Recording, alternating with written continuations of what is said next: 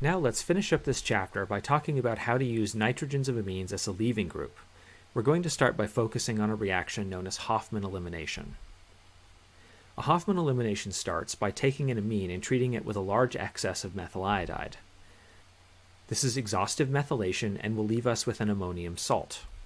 That ammonium salt can then be treated with silver oxide in water, followed by gentle heating to favor the formation of an alkene and kicking out trimethylamine as a leaving group. Notice here that we get the less substituted alkene, and it's going to be formed by E2 elimination. You might notice here that we're using a silver salt. What is the role of the silver in this process?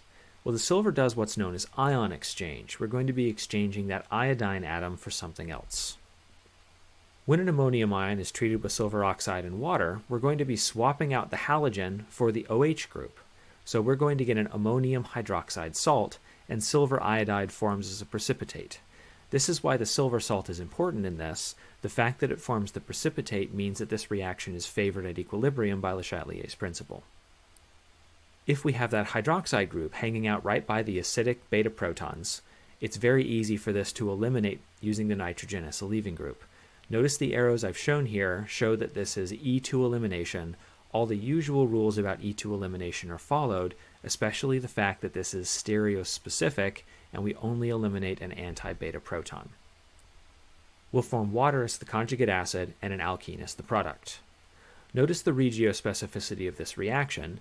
We're going to favor forming the less substituted alkene due to the fact that that trimethylammonium ion is very, very bulky. One primary use of this reaction is in the identification of natural or synthetic amines of unknown structure. One example is the elucidation of the structure of the fire ant venom component solanopsin, which has the molecular formula C12H25N. When this compound is treated with methyl iodide, it's found to absorb 2 equivalents of methyl iodide. When the compound formed from that reaction is treated with silver oxide and warmed, 3 alkenes are produced. The major product of this reaction is the third product here. Using this information, see if you can work your way backwards to figure out the original structure of solanopsin. Pause the video and come back when you're done. First, the fact that we've absorbed 2 equivalents of methyl iodide and both of those methyl groups have ended up in the product means that this was a secondary amine to start with. The second fact is that the nitrogen remains in the product, so solanopsin must have been a cyclic secondary amine. So whatever the structure of solanopsin is, we're looking at a heterocycle. If we number the chains, we can see here that the first compound could either have come from a 6 or a 7-membered ring, the second compound could have come from a 5 or 6-membered ring, and the third compound could have come from a 6 or 7-membered ring. Since the 6-membered ring is shared with all 3 products, that's a consistent piece of information that tells us that this thing must have been a 6-membered ring. So where we would start here is by drawing a 6-membered ring and picking one of the numbering schemes to number our ring with. Here I've used the one from the major product. Following this, we can see that both carbon 2 and carbon 6 of our ring must have stereochemistry. If we assign the absolute configuration at these carbons, we see that they are both R isomers. Assuming that stereochemistry isn't affected in this reaction, we can propagate that information over to our ring. Based on the numbering scheme of the red compound, our major product, we can see that carbon 6 ought to be bound to a methyl group. This makes sense because then the major product would result from the loss of that methyl proton. At carbon 2, we have a 5-carbon chain, and it's also an R stereocenter, so it has to be going to the back. This is a reasonable structure for solanopsin based on the available information. Another way of using a nitrogen as a good leaving group is by the reaction with nitrous acid in a process known as diazotization. HONO, or nitrous acid, the Lewis structure is shown on the right, is a compound which is actually not stable on its own. It has to be formed inside the reaction flask because it cannot be safely stored. The way we do this is by treating the stable salt sodium nitrite with hydrochloric acid. Under these conditions, nitrous acid will also react to lose water, producing the nitrosonium ion, which is a very good electrophile. The The behavior of this as an electrophile is shown by the reaction of secondary amines with nitrous acid to form a functional group known as a nitrosamine. For instance, the amino acid proline will react with sodium nitrite in the presence of HCl to produce N-nitrosoproline. These compounds are very potent carcinogens, and they're present in many carcinogenic products, like cigarette smoke and fried cured meats. Primary amines, however, react differently to make something known as a diazonium ion. Let's walk through the mechanism of this reaction.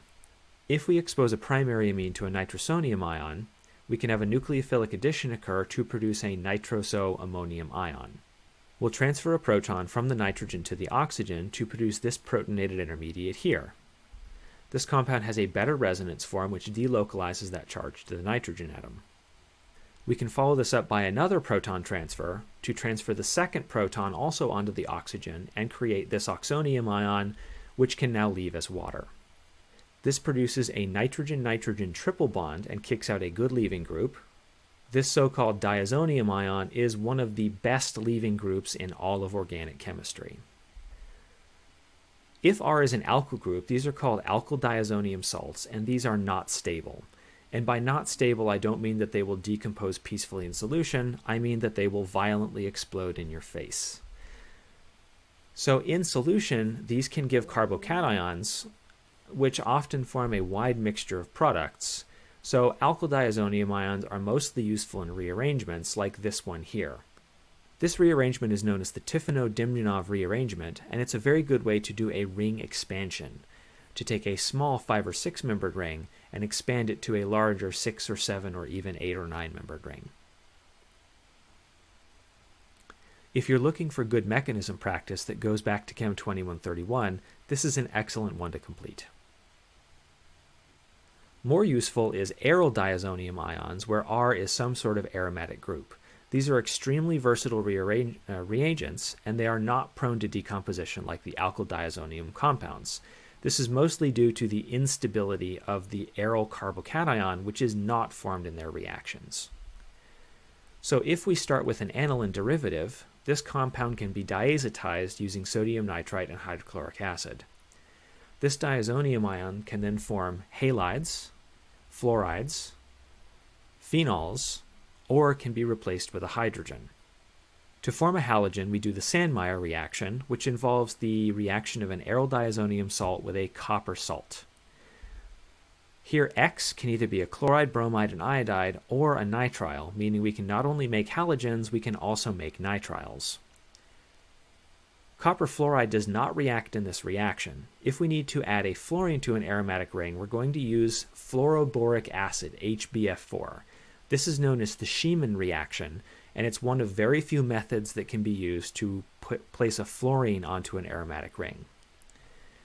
Phenols are relatively simple to make by adding water and heating gently. The diazonium ion can be replaced with a hydrogen by treatment with H3PO2 or hypophosphorous acid. Let's do a little bit of practice. Use diazonium ions to make these. So starting with isopropylbenzene, propose a synthesis of benzoic acid. Starting from isopropylbenzene, propose a synthesis of this phenol. And starting from benzene, propose a synthesis of 1,3,5-tribromobenzene. You may use any other reagents as necessary, but please note that some of these transformations are either difficult or impossible to complete selectively without the diazonium ion. These examples are taken from your text. After you've worked through them, look them up in the book to check your work. There's one final reaction of a diazonium ion, which is known as an azocoupling. This is a great way to make synthetic dyes, and it's one that's been around since the 1800s. Aryl diazonium ions like this can actually behave as electrophiles when treated with aromatic rings substituted with an activating group, here shown with the letter G. When this reaction happens, we're going to add the activated aromatic ring to the terminal nitrogen of the diazonium ion, creating this compound here, which is known as an azo dye. These compounds are not just used as dyes, but their first use was as dyes due to their rich and vibrant colors. If I wanted to prepare the dye Disperse Orange 1, I would look at the 2 nitrogen atoms of our diazo group and try to find whichever ring was more activated. This ring must have acted as the nucleophile in the azo-coupling reaction, meaning the other one must have been the electrophile. So working backwards, we can propose one activated aromatic ring and one deactivated diazonium ion to combine together to form this die. And that brings us to the end of Chapter 22. Congratulations, you have worked through all the regular content in Chem 2132. Don't forget to work your way through all the homework problems both in the chapter and the end of the book to prepare for the final exam.